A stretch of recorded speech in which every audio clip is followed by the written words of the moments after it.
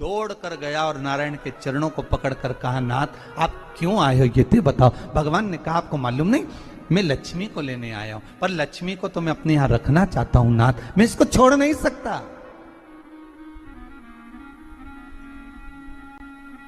मैं लक्ष्मी जी को छोड़ नहीं सकता, मैं इनको लेकर जाऊं। किसान रोने लगा। तब भगवान नारायण ने धनतेरस की पूजन का महत्व समझाया। तब भगवान ने धनतेरस की पूजन का महत्व समझाया। सुनो किसान, मृत्यु लोक में रहने वाला मानव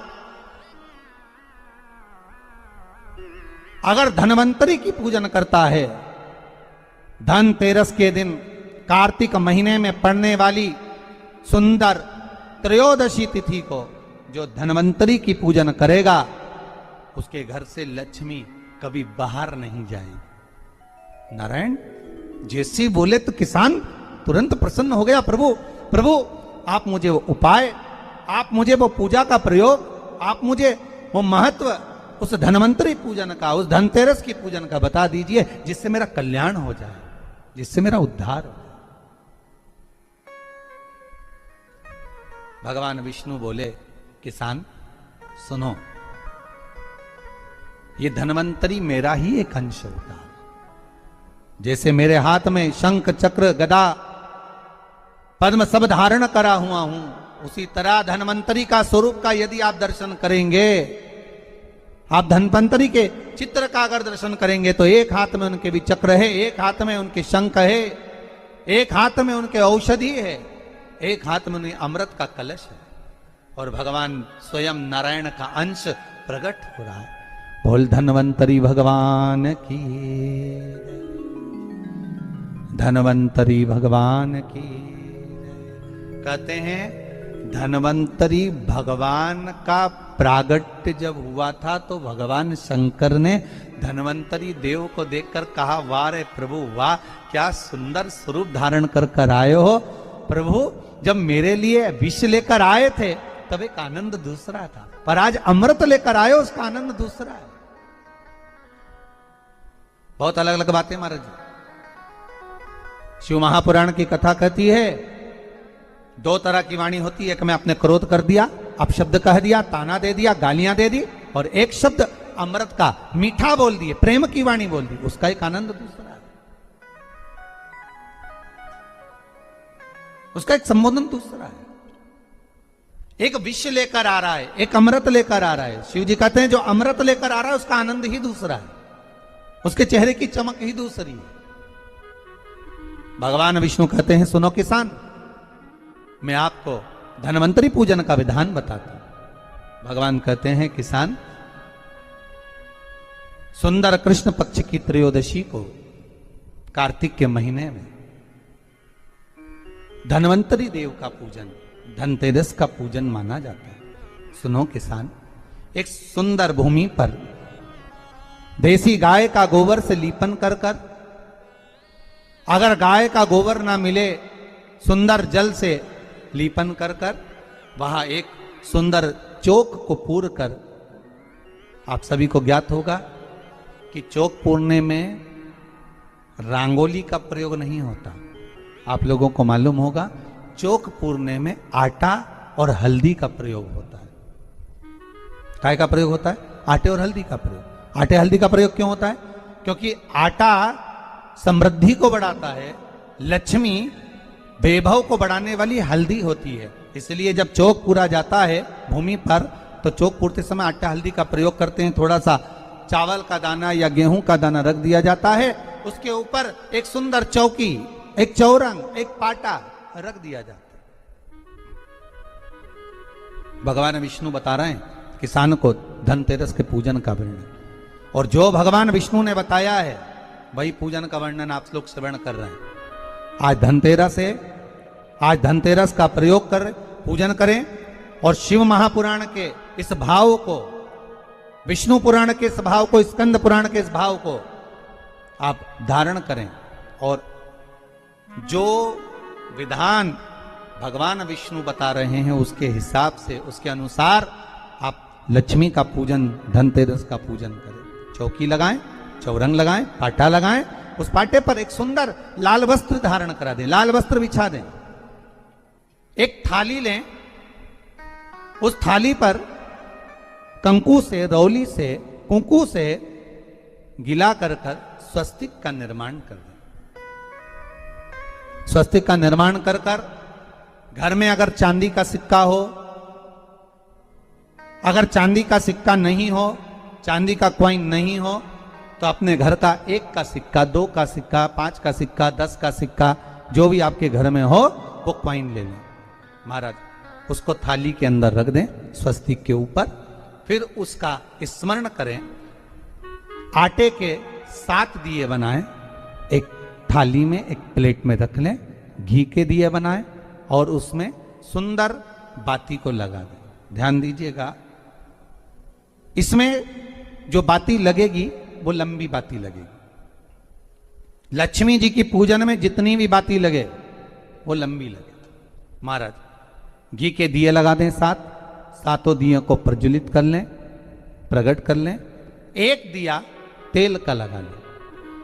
तेल का जो दिया लगाया है, जहां पर आपने सिक्का रखा है, कॉइन रखा है, उसका लेफ्ट हैंड, मतलब आप ऐसे बैठे हो तो आपका सीधा हाथ की ओर आप तेल का दिया लग दें।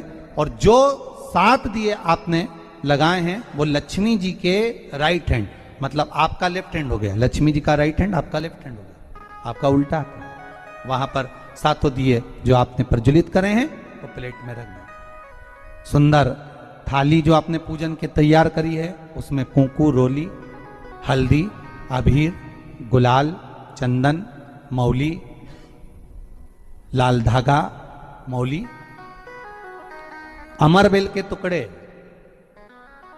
कमलगट्टे, हल्दी की गांठ,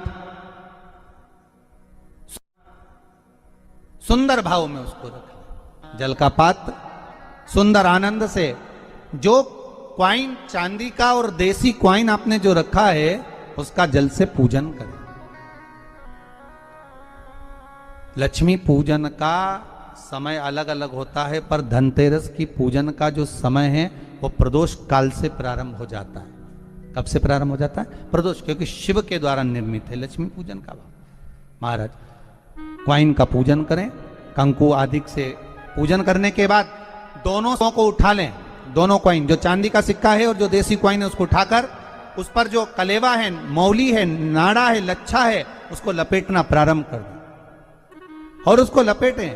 पहले चांदी का सिक्का लपेट दे, फिर देसी सिक्का जो आपने रखा है 1, 2, 5, 10 का जो सिक्का रखा है उसको लपेट, थाली में उसको रख लें। फिर वापस उस पर जल का छींटा देकर उसका पूजन करें।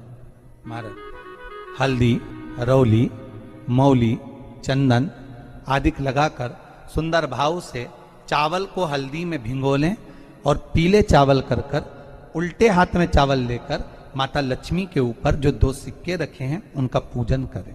साथ में जब चावल छोड़ते जाएं तो गणेश जी का भी स्मरण करते जाएं। हे रिद्धि सिद्धि के दाता श्री गणेश जी महाराज, आप हमारे यहाँ पर सदा माता लक्ष्मी को लेकर, कुबेर भंडारी को लेकर सदा विराजमान रहें, नारायण को लेकर सदा विराजमान रहें।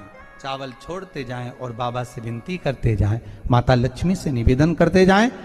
भगवान शिव का स्मरण करें, भगवान नारायण का स्मरण करें, माता लक्ष्मी का स्मरण करें, रिद्धि सिद्धि के दाता भगवान श्री गणेश जी महाराज का स्मरण करें, छोड़ते जाएं। जब चावल पूर्ण छोड़ दे में पूजन पूरी तरह से हो जाए, तब महाराज 7 सुंदर आनंद से अमरबेल के टुकड़े, अमरबेल वृक्ष पर एक पीले कलर की बेल चलती है, पीली, उसमें पत्ते नहीं होते, वो किसी भी वृक्ष पर डली रहती, वो अमरबेल कहलाती।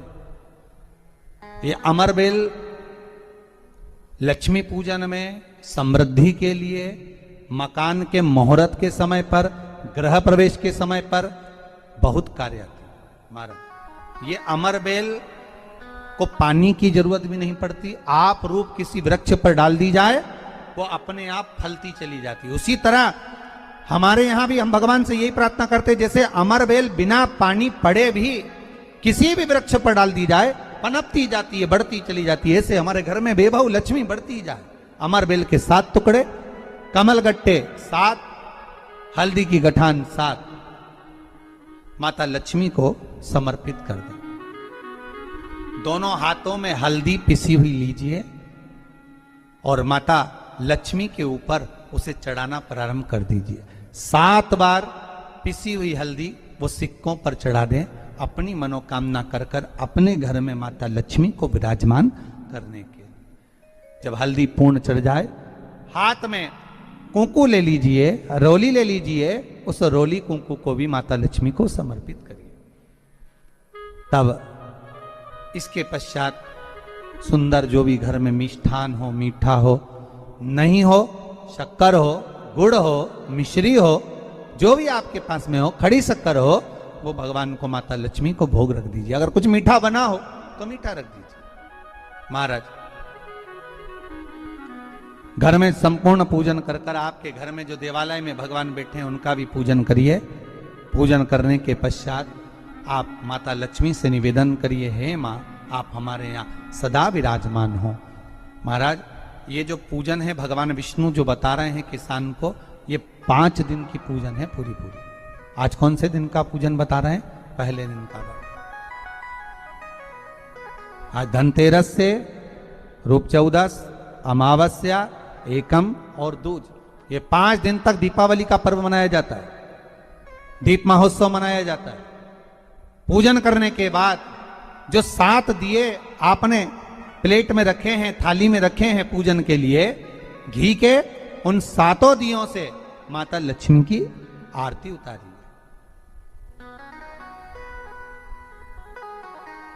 उन 7 दियों से माता लक्ष्मी का पूजन करिए। माता लक्ष्मी से विनती करिए, मां